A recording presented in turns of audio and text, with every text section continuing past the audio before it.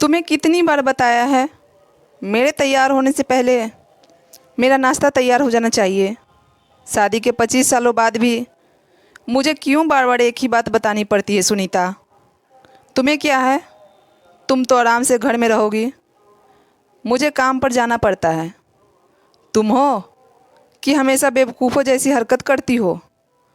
अगर तुम यह सब जानबूझकर करती हो तो याद रखना, मुझसे बुरा कोई नहीं होगा।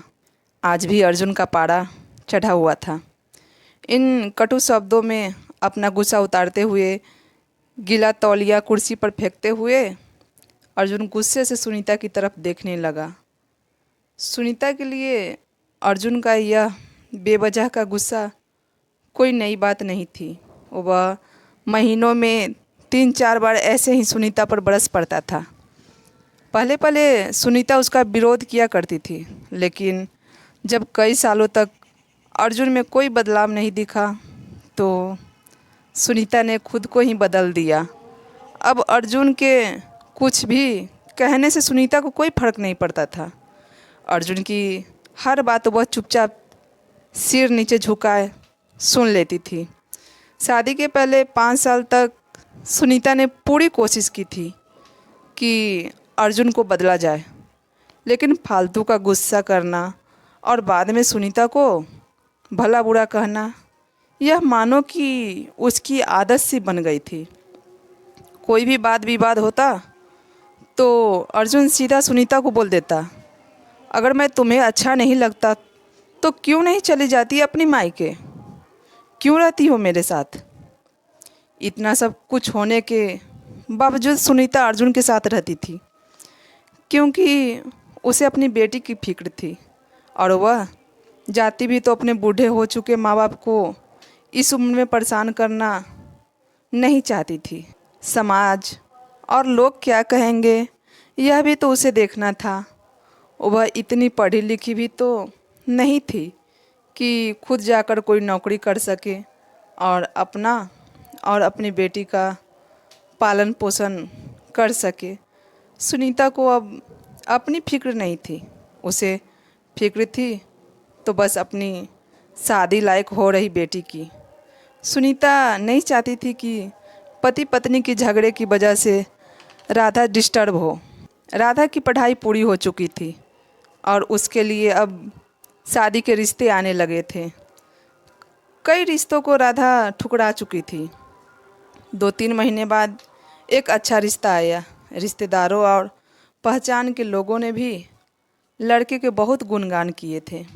अर्जुन एक शाम अपनी बेटी के पास बैठकर उसे बताने लगा, राधा बहुत अच्छा लड़का है, पढ़ा लिखा है, बड़ा घर है, बहुत अच्छी नौकरी है। ऐसे रिश्ते बार बार नहीं आते बेटी, इस बार मना मत करना। राधा अपने पिता से ज़्यादा बात नहीं करती थी। शायद डरती थी या शायद नफरत करती थी, लेकिन आज उसने अपनी पूरी हिम्मत इकट्ठा कर बोला, मुझे अभी शादी नहीं करनी है पापा, मैं नौकरी करना चाहती हूँ, खुद अपने पैरों पर खड़ी होना चाहती हूँ। हाँ तो उसमें क्या बड़ी बात है, मैंने लड़के से बात की है, वह तुम्हें किसी बात के लिए नहीं रोकेगा। तुम शादी के बाद भी नौकरी कर सकती हो, वह तुम्हें नौकरी के लिए परमिशन दे देगा। अर्जुन बोला, मेरा नौकरी करना या न करना उसकी परमिशन पर क्यों डिपेंड रहेगा पापा? राधा ने पूछा, मैं कह रहा हूँ ना, तुम्हें किसी भी चीज़ की कमी नहीं होगी वहाँ। ऐसे रिश्ते बार बार नहीं आते, इसे ठुकरा मत, बहुत खुश रहेगी तुम वहाँ। अर्जुन बोला, पापा क्या मैं उतना ही खुश रहूँगी जितनी मम्मी इस घर में खुश है? राधा ने तंज कसते हुए कहा, आज तुम्हारी जुबान कुछ ज़्यादा नहीं चल रही है? अर्जुन गुस्से से आंख बड़ी करते हुए बोला, पापा मुझे शादी ही नहीं करनी है, क्योंकि शादी के बाद अगर वह लड़का आप जैसा निकला तो मैं क्या करूँगी? मुझे आपके जैसा जीवन साथी नहीं चाहिए जो बिना बात के मुझ पर हमेशा चिल्लाए। मुझे कुछ भी अपनी पसंद का लेना हो तो 10 बार सोचना पड़े, कहीं वो नाराज़ ना हो जाए। मेरी तबीयत कैसी भी हो उसे परवाह ना हो। रोटी थोड़ी मोटी बन जाए तो घर सिर पे उठा ले। उसकी चेक बुक ना मिले तो भी मेरा ही दोष निकाले और हर छोटी मोटी बात पर मुझे मायके जाने के लिए कहे। राधा ने अपना दिल खाली करते हुए पापा से सब कह दिया। अर्जुन का गुस्सा 7वें आसमान पर था, लेकिन उसके मुंह से एक भी शब्द नहीं फूट रहा था। वह राधा की बातें सुन रहा था। राधा उतना ही बोलकर चुप नहीं हुई। आज पहली बार वह अपने पापा के सामने इतना कुछ बोल रही थी। पापा, आपने माँ के साथ हमेशा गलत व्यवहार किया है। आप अपने ऑफिस का गुस्सा बिना सोचे समझे माँ पर उतार देते हैं। कभी इस बात की परवाह भी नहीं करते कि उन्हें कैसा लगता होगा। आपकी बातें सुन सुनकर माँ ने अपना स्वाभिमान खो दिया। अर्जुन आज पहली बार अपने किए बर्ताव को महसूस कर पा रहा था। वह इतना ही बोल पाया, जो तुम्हारे मन में है वो करो। मैं तो इतना बुरा हूँ ना? राधा ने अर्जुन का हाथ पकड़ा और बोली, पापा, मुझे सिर्फ एक सवाल का जवाब दे दो।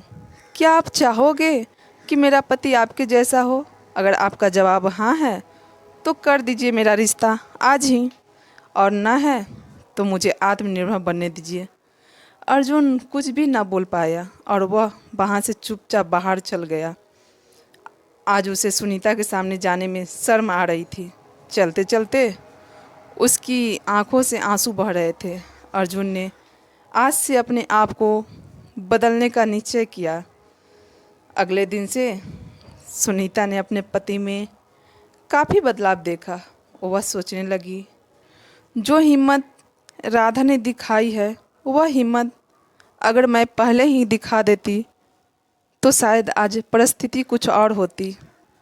अब राधा पढ़ लिख कर अच्छी नौकरी करने लगी थी और 3 साल बाद उसके लिए एक अच्छा रिश्ता आया और उसकी विदाई। अर्जुन बोला, बेटा, तू हमेशा खुश रहोगी क्योंकि तेरा पति तेरे बाप जैसा नहीं है। अर्जुन की यह बात सुनकर सुनीता और राधा की आंखों से आंसू बहने लगे। अर्जुन अपनी बेटी की वजह से बदल गया। दोस्तों, हमारे समाज में औरत को भले ही देवी का दर्जा दिया जाता है, लेकिन उन्हें स्वतंत्रता नहीं दी जाती है जो उन्हें देनी चाहिए। उन्हें बचपन से ही बताया जाता है कि वह पराया धन है। स्कूल से आने में देर हो जाए तो पिटाई मिलती है। मोबाइल पर बातें करते हुए दिख जाए या खिड़की से झांकते हुए दिख जाए तो शक किया जाता है। माँ बाप का घर तुम्हारा नहीं है, पति का घर ही तुम्हारा घर है। जीवन भर यह बातें बता बता कर उन्हें ससुराल भेजा जाता है और एक दिन किसी छोटे मोटे झगड़े में ससुराल वालों से उन्हें सुनना पड़ता है कि इस घर को छोड़ दो और मायके चली जाओ। अब आप ही बताइए दोस्तों, ऐसी स्त्रियों का सच्चा घर कौन सा है? आखिर वह किस घर को अपना कहे? दोस्तों, कहानी पसंद आई हो तो एक लाइक और अपने दोस्तों में शेयर करना मत भूलें।